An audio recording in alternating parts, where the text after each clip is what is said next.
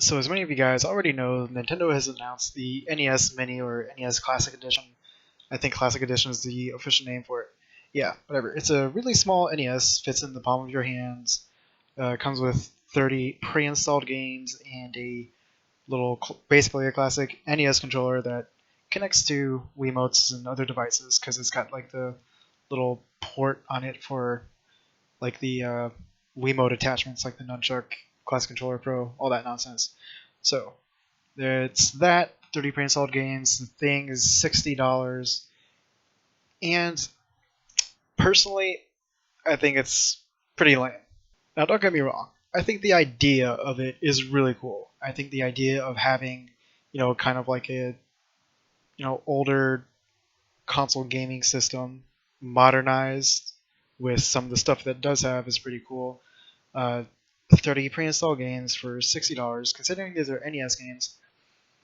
I don't know. Like, if yeah, you look at it, it's like $2 a game, but at the same time, like, this thing doesn't connect to the internet. You can't download like any more NES games. You're stuck with the 30 that's on there, and I don't know. I feel like it should have come with more games. Maybe there should have been like space on it, and you could just download other games as well.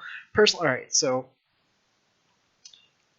I think the end products and there's like I said, it's just like the idea behind it. Just I don't think it has like great execution. Honestly, personally, this is me. What I would like to have seen is basically a virtual console, like a physical virtual console. You know, Nintendo's been doing the virtual console thing for a while now.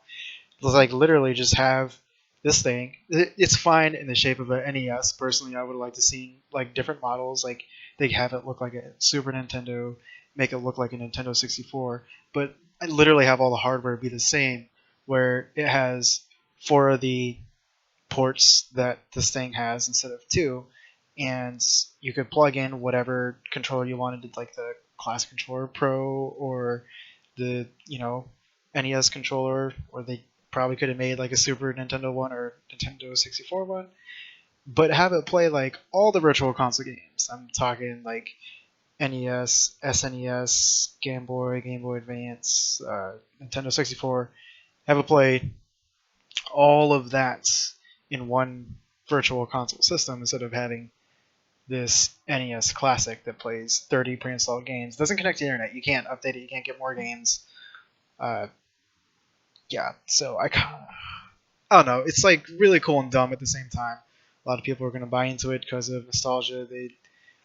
People will think $60 is a good price for this thing. Personally, for something like this, what it is, no internet, just those 30 NES games, I think 40 probably would have been the right price point.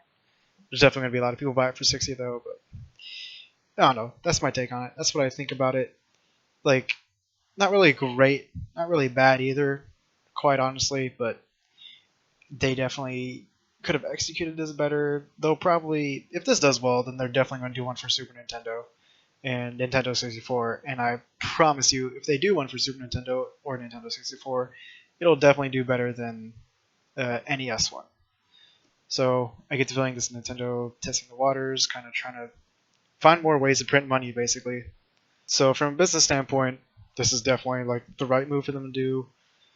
From my consumer standpoint, what I said about basically just having the different casings for Nintendo, Super Nintendo, Nintendo 64, but having the ability to play all of those virtual console games, that would have been really nice. But then again, what would I know? I'm just some guy on the internet.